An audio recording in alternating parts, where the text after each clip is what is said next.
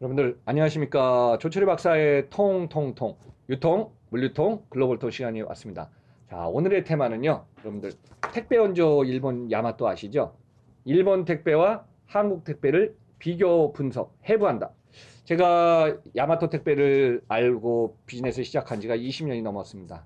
그래서 저는 일본의 택배 상황, 또 한국도 지금 뭐 택배가 거의 보니까 1992년부터 시작해갖고 30여 년 이제 다 되고 있습니다. 그래서 이번 시간에는 10분 동안에 일본 택배, 한국 택배 비교 분석 해부한다를 테마로 잡았습니다. 자, 이렇게 정리해 보겠습니다. 택배는 우리 생활에 너무 편리한 것이 되었는데요.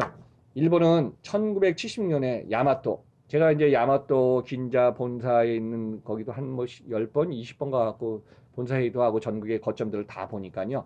야마토는 1970년에 택배를 만들었습니다. 물론 이제 야마토라는 회사가요, 매출 규모가 15조 원입니다. 1919년에 창업했으니까 올해로 야마토 회사가요, 창업 100주년을 맞는 회사이기도 하죠. 근데 이제 이 기업이 택배를 창안하게 계기가 있습니다. 첫째, 국제 특성의 UPS나 여러분들 일본 가시면은 규동 드셔보셨죠? 그 소고기 덮밥이요. 그걸 유명한 체인점이 있습니다. 그래서 UPS하고 규동 체인점의 시스템을 딱 얻어갔고요. 첫째, 큰 상품을 쪼개서 포장해서 배송하면 가치가 올라갈 거다. 그래서 이제 노선 사업자가 그렇게 만들고, 두 번째 뭐냐면은 규동 시스템처럼 이게 콘백이 돌아가지 않습니까?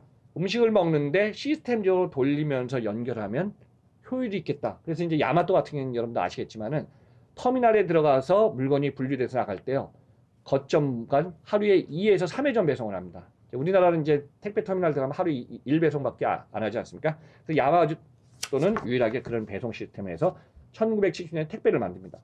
그러다 보니까 1980년, 90년, 2000년 일본의 택배 사업을 하면서 야마토는 전국을 확대를 90년대 중반 다 만들고, 그 다음에 이제 택배를 하면 뭐예요? 배송 사업, 세일스 드라이버 열심히 뛰면서 라우팅 동선을 짧게 하니까 야마토는 어떻죠? 배송을 하면서 사람들한테 집화하면서 또 영어까지 하니까 어때요? 라우팅 동선에 고객 관리도 잘 된 게 야마토였습니다. 자, 대표적으로 이제 택배 유명한 기업이 있었죠. 사과규빈입니다. 이제 사과홀딩스라는데요. 여기도 규모가 엄청 커져갖고 우리나라 돈으로 매출 규모는 약 10조 원까지 올라갔습니다. 근데 차이점이 있습니다. 야마토는 밀집도 배송, 라우팅 동선, 사과는 그만큼 열심히 뛰니까 원거리 배송을 갖다 하기 시작했습니다. 근데 여기서 분기점이 생겼습니다. 일본은 이제 택배가 작년 2018년도에 나온 데이터 보니까요, 42억 개를 좀 취급하고 있습니다. 그러다 보니까 야마토, 사과는 결국은 라이벌 기업이었는데, 문제는 이거였습니다. 아마존이 지난 시간에 일본 매출이 12조 원이라고 그러지 않습니까? 아마존은 전국에 14개의 물류센터 거점을 갖고 있습니다. 근데 아마존의 물류센터는 아마존이 하지만 배송은 다 누군가 했죠? 아웃소싱을 줘서 택배를 잘하는 야마토한테 다 부탁을 했어요. 그랬더니 과거에 야마토가 물류도 잘하고 자기네가 이제 고객 관리 잘했는데 이 3억 개 정도에 되는 물량을 받았어요. 넙석. 그러다 보니까 어때요? 기존의 배송 사원들이 배송을 하면서 거기다가 계속 엎으니까요. 결국 노동력도 힘들고 막 해갖고 몇 년 전에 소송, 노동력에 의해 저 과잉 징계도 먹고 그랬다 보니까요. 평균 영업이익 5% 내던 야마토가 영업이익이 팍 줄고 여러 가지 힘들었어. 그래서 이런 얘기 했습니다. 야마토가 2년 전에요, 법인 물량, 보통 우리는 보면은 개인 물량, 법인 물량이 있는데요.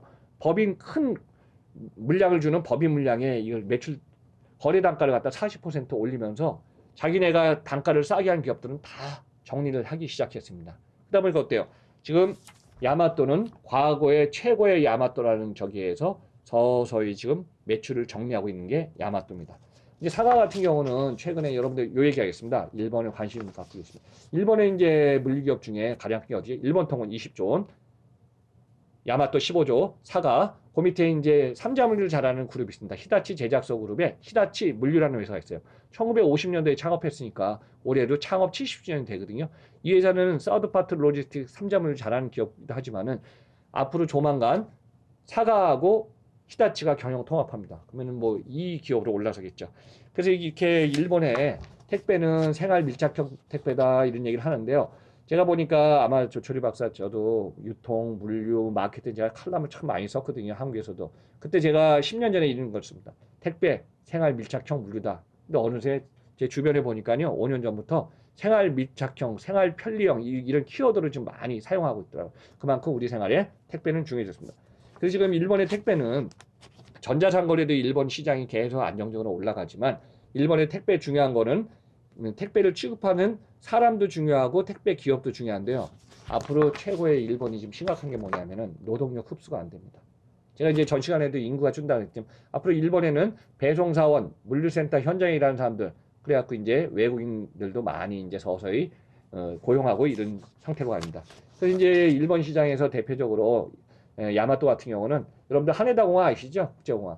하네다 공항에 가시면요. 일본은 전 세계 10개국과 연결돼 갖고 자기네 이제 자사 물량 나가서 인아웃바운드 하면서 일본의 허브 터미널을 하네다 공항에 만들어서 연중 무휴 24시간 쉬지 않는 구로네코 터미널을 갖다 만들고 최근에 이제 자동 로봇 네코그로 해갖고 이제 자동 로봇을 해갖고 결국 주행을 시키고 있습니다. 자, 한국 얘기하겠습니다.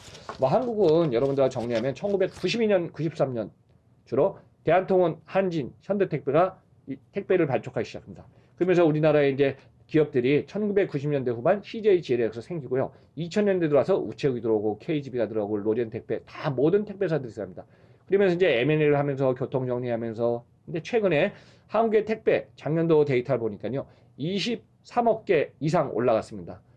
근데 이제 좀 차이점 얘기했습니다. 한국은 택배 취급 수량을 갖다가 정부 정책에서 발표하는 게 아니라 한국통합물류협회에 집계된 데이터를 자료하고요. 일본은 국토교통성에 의해서 데이터를 발표합니다. 그러니까 이제 일본은 정부, 한국은 협회에서 발표하는 데이터가 기준이 되겠습니다. 그러다 보니까 한국의 택배 기업 중에 지금 현재 CJ 대한통운이 48%의 마켓쉐어를 차지하고 있고요. 그 다음에 롯데, 한진, 로젠, 우체국 이렇게 해서 기업들이 쭉 다양하게 택배를 하고 있습니다. 근데 제가 택배를 쭉 보면서 차이점은 뭐냐면은 보통 우리가 3만 불, 그러니까 GDP가 3만 달러가 되면요. 콜드체인 시대입니다. 그래서 식품, 저온, 냉장, 냉동 이런 모든 상품들을 갖다가 좀 관리해야 되거든요. 그래서 여러분들 요즘 보니까 HMR 아시죠? 가정식. 그 다음에 아침 배송, 뭐 마켓컬리도 엄청 지금 뜨고 있죠. 그 시대가 지금 한국은 지금 진행 중에 있는 것입니다. 그래서 이제 택배 상품도 보면은 상온, 저온, 냉동, 냉장이 있는데 기본적으로 상온 상품이 대다수를 차지하다 보니까 우리나라의 투자 대비 비용 여러 가지 문제도 있지만은 상온 상품 위주로 하다 보니까 저온, 냉동, 냉장 이쪽 같은 경우는 좀 많이 비용 문제도 있고 서비스 문제에서 아직까지 좀 많이 실용화되지 않는 것 같습니다. 보통 이제 택배가 오면 그렇지 않습니까? 냉매제 딱 붙어서 시치러 가고 냉매제 딱 넣고 산지 직송 와 보니까 위에 붙고 밑에 붙고 규격화돼 있고. 근데 이제 앞으로 그게 물론 이제 우리가 좁은 땅이지만은 기업들도 선진형으로 가면 이게 좀 필요할 것 같고요. 두 번째는 뭐냐면은 국내 택배 수량은 너무 많이 늘어나고는 있는데 결국은 택배 가치가 안 올라가고 있습니다. 여러분들 이제 뭐 아시겠지만은 물량이 이제 월 물량이 많아지면 단가 떨어지는 거 아시죠? 그래서 제가 뭐 거기 실데이터 뭐 심지어는 1,600원이다, 1,600 미만이다, 뭐 물론 이제 택배는 가치가 다릅니다. 가로 세로 높이, 무게, 거리, 또 이용 상품 이거에 따라서 다 계산이 다르기 때문에 별로 거래 조건, 딜이 이제 다 다르겠지만은 그런 거에 대해서 이제 택배를 취급하는 방식 거기에 따라서 이제 단가도 다 다양합니다. 그래서 어느 시점에서는 택배의 가치를 올리면 단가도 올리면서 했어야 되는데 제가 몇 년 전에 택배 단가를 올리면서 안정화 시켰어야 되는데 지금 그 타이밍을 좀 놓친 것 같아요. 근데 요즘 기업들이 조금 힘들다고 하는 게 있습니다. 작년 올해 인건비 너무 많이 올라갔죠. 지금 물류센터 현장, 그 다음에 제조업에 있는 기업들 자동화를 하면 너무 좋지만 자동화 안 되는 쪽은요. 인건비 상승이 너무 커졌습니다. 또 하나의 이제 과제는 뭐냐면은 인건비뿐만 아니라 또 일을 하다 보면요. 주말에 안 나온대요. 그럼 주말은 또 이제 주말 수당을 더 줘야 되지 않습니까? 그래서 기업들이 안정화된 작업량이라든가 연간 계획을 좀 취급해야 되는데 그 부분에 어려운 점이 좀 많은 걸로 알고 있습니다. 그래서 뭐 일본이 이렇다 한국이 이렇다가 아니라 한국 택배 수량은 늘어나지만 가치나 혁신을 해야 되는데 그 타이밍이 너무 안타깝다. 또 하나 고객은 생활 밀착형으로 택배가 와줬는데 고객이 원하는 택배의 가치를 택배 기업도 못 맞추고 있다. 또 고객은 자기가 원하는 걸 다 맞춰줬으면 좋은데 결국은 투자 대비 비용, 가치 다 계산하다 보니까 거기에 상충이 안 된다. 그래서 지금 그런 딜레마에 빠져 있지 않나 생각합니다. 그리고 국내 시장에서 해외 시장 뭐 직구, 역직구가 많아지다 보니까요. 앞으로 시장, 국제 간의 택배 물량은 계속 커질 걸로 보고 있습니다. 그래서 어느 시점에 되면은 물량이 포화돼야 되는데 국내는 이제 안 돼. 여러분들 중국 택배 물량 얘기하면 여러분 놀라실 겁니다. 중국은요. 대단합니다. 보통 2, 3년 전에는요. 택배 물량이 뭐 280억 개입니다. 그것도 300 몇십억 개, 그다음 400억 개 해다가 작년에 대략 택배 취급 물량이 500억 개까지 왔습니다.